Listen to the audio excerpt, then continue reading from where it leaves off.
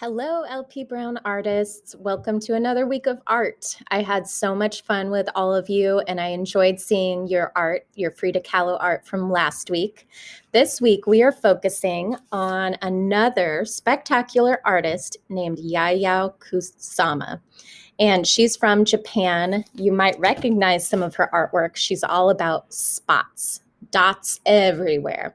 So I'm going to start the class with a read aloud all about her life, and then we'll get to create our own Yayoi Kusama artwork. All right, enjoy.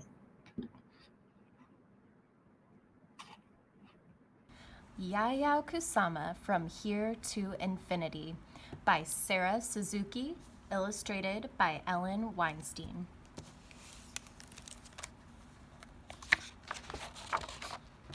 Yayoi Kusama was born in the country of Japan on the island of Honshu in a town called Matsumoto City. An old palace made of wood and stone overlooked a moat where swans swam. The streets were lined with little shops, and snow-capped mountains rose in the distance, swallowing up the sun as it went down in the evening.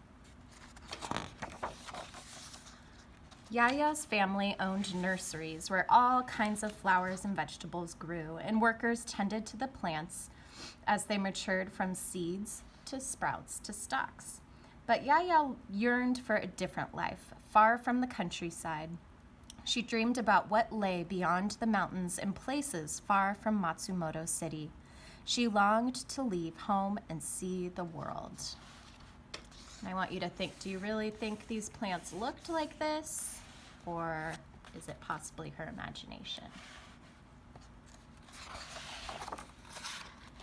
Yaya's mother wanted her to stay home and learn old-fashioned manners, how to dress elegantly, walk demurely, eat politely, and find a proper husband. But Yaya wanted to be an artist. Every day she went outside with ink and brushes and paper.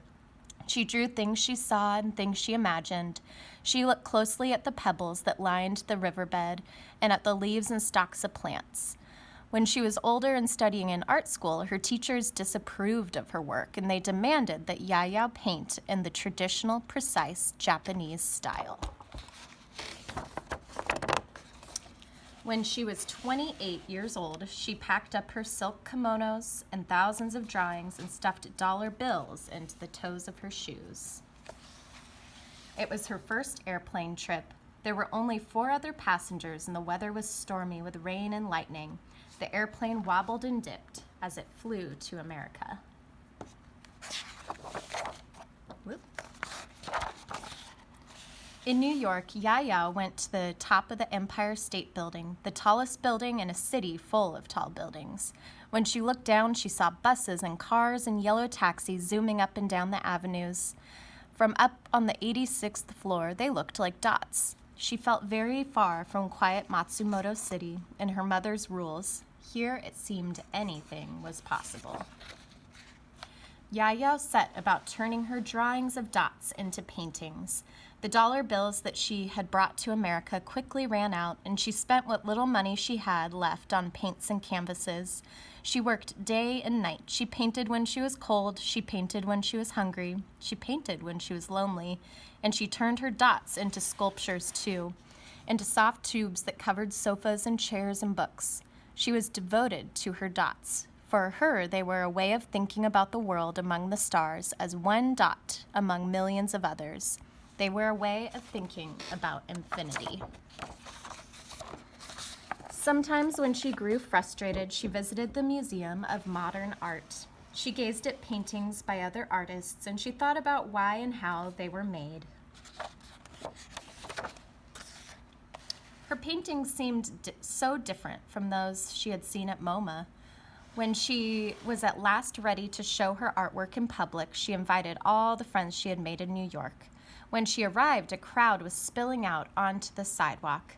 Her friends lifted her into the air, shouting, "Yaya, you've finally done it!" Word about her artwork spread quickly.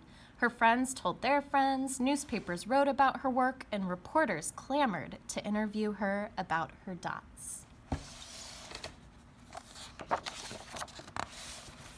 Her dots were covering the world. They appeared in Venice in thousands of dot-shaped mirrors scattered over a big tree lawn, on a pumpkin on a pier, on dresses and t-shirts and people walking down the street, in mirrored rooms where glowing dots were reflected and reflected again, an infinity of dots. There she is.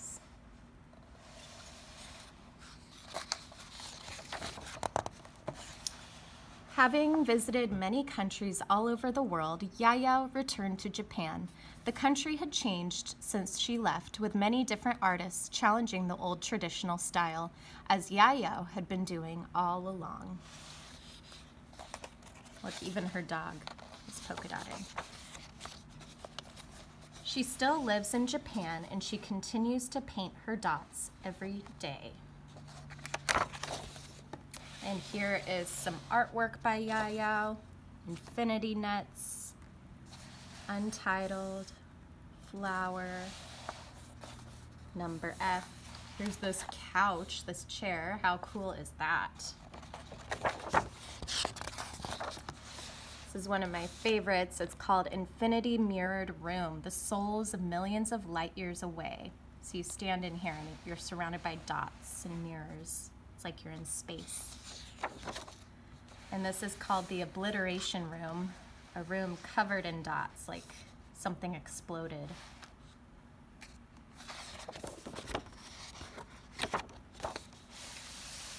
And here's Yayoi.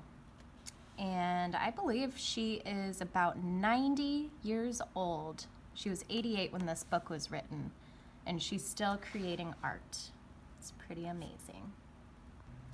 Okay, today we're going to draw a portrait of Yayoi Kusama, and it's extra fun because she has that signature red hair with the bangs, and she tends to wear funky glasses with dots, and her outfits are covered in dots. So get a piece of paper and your favorite drawing tools. I'm going to use crayon and Sharpie. You can use watercolors, whatever you want. So we're going to start out with her glasses. She wears these big round glasses. So in the center of your paper, you're going to start with one circle. And I'd say like a finger's distance apart. You're going to draw another circle and do your best to try to make them symmetrical. Then, let's see, I'm going to add another ring to the outside. So a bigger circle bordering it.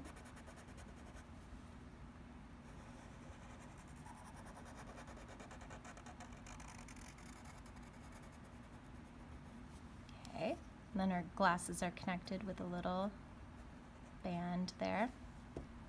And then we'll just leave them blank for now, but eventually color them in dark and do some polka dots on the glasses. Next is that red bob, that red hair with the bangs. So starting with the bangs, drawing them across. It kind of curves up a little on each side. You can draw a few lines to show the texture. Next, it's going to curve around her face. So it kind of covers the sides of her glasses and curls in front of her face. Round it up and bring it all the way to the top of her head, to the part in her hair. Now the other side, same thing. I'm going to bring her hair close to her face. Straight line out. Bring it around to the part in her hair. And again, drawing some lines to show the texture of her hair. Next, let's do her chin. It's just a little line there because most of her face is covered with the hair and the glasses. For her nose, we're going to draw her nostrils right here. So nostril, nostril, and like a little tiny oval for the nose.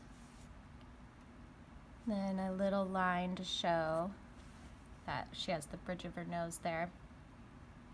She doesn't really smile much based on photos, so her mouth will just be a straight face. The mouth can be turned up a little bit, but any pictures that I've seen of her, she's pretty serious.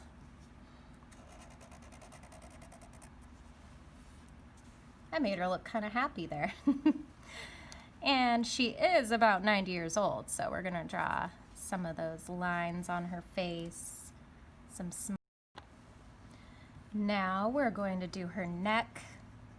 She's a pretty petite woman, so just like a short little neck. And she typically wears these long gowns or coats covered in dots. So draw whatever type of outfit you want her to wear. I'm just gonna draw a simple, just lines there because the excitement will be added when we add the dots. Draw a collar for her. Hey, we have the main part of Yayoi done. Now it's time to add the color. I'm going to label the top of my art because I think that's always nice. When you're looking back at your artwork, you say, hey, wait a minute. Who is that again? And you can just read it. Yayoi Kusama. Now we get to add color and dots, dots, dots galore.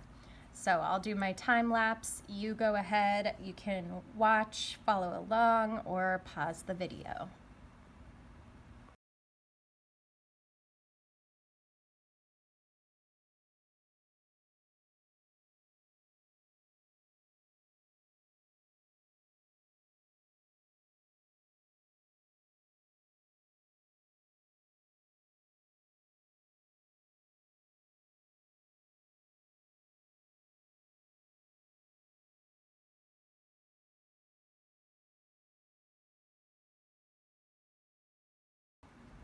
Ta-da! Here's my Yayoi Kusama portrait. I decided to use washable markers this time, which I actually enjoyed a lot more than crayons because you can do small dots without as much effort of trying to color in each one. So I hope you enjoyed this week's lesson. I would love to see pictures of your artwork, so take a picture, email it to me, or send it on Schoology. See you next week.